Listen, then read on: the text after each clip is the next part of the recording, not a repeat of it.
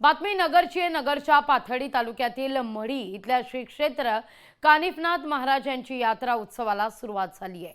मढी यात्रेच्या पहिल्याच दिवशी बाहेरील व्यापाऱ्यांना दुकानांचं वाटप करण्यात आलेलं नाही। ग्रामपंचायतीने व्यापाऱ्यांकडून त्यांचे प्रस्ताव मागवलेत। आज प्रत्यक्षात दुकानांचं वाटप होईल असं म्हटलं जात आहे। यात मुस्लिम व्यापाऱ्यांना जागा मिळते की नाही हे पाहणं महत्त्वाचं असेल। यावरून आज मढी यात्रेत तणाव निर्माण होण्याची शक्यता नाकारता येत नाही। मढी यात्रेत मुस्लिम व्यापाऱ्यांना बंदी घालण्याचा ठराव करण्यात आलेला होता, मात्र हा ठराव प्रशासनानं नियमबाह्य ठरवलाय। त्यानंतर पुन्हा एकदा मढी ग्रामसभा घेण्यात आली आणि या ग्रामसभेत मढीतील रूढी परंपरा न पाळणाऱ्या बाहेरच्या व्यापाऱ्यांना व्यापार करण्यास बंदी घालण्याचा निर्णय हा घेण्यात आल्याचं कळतंय।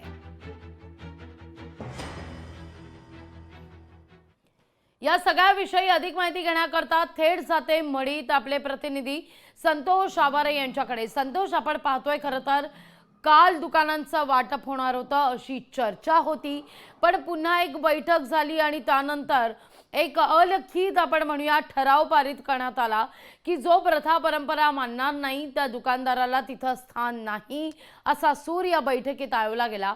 पण आज मात्र दुकानांचं वाटप केलं जाणार आहे। त्या अनुषंगानं मढीत कशी सुरक्षा पाहायला मिळतीये? निश्चितच आपण पाहायला गेलो की कालपासून या यात्रेला सुरुवात झालेली आहे आणि काल जवळपास 17 दिवसाचा हा यात्रा उत्सव असतो, परंतु काल एकही दुकान या यात्रेमध्ये पाहायला मिळालेले नाहीये। कारण ग्रामपंचायतने जे प्रस्ताव मागितले होते त्यासाठी ग्रामपंचायतकडे 700 ते 800 प्रस्ताव हे प्राप्त झालेले आहेत। त्या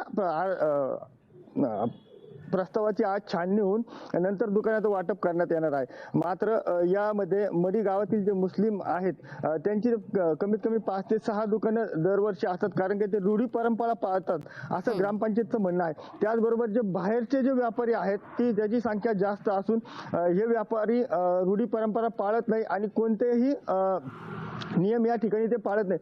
त्याच्यामुळे या व्यापाऱ्यांविरुद्ध या व्यापाऱ्यांच्या संदर्भात आज छाननीमध्ये काय होतं हे पाहणं देखील महत्त्वाचं ठरणार आहे। आणि तसेच या व्यापाऱ्यांना जर जागा मिळाली नाही तर हे व्यापारी प्रशासनाकडे दाद मागणार की न्यायालयात जाणार हे देखील पाहणं महत्त्वाचं ठरणार आहे। लागवी निश्चित। संतोष, धन्यवाद तुम्ही दिलेल्या एकूणच या सविस्तर माहिती करता।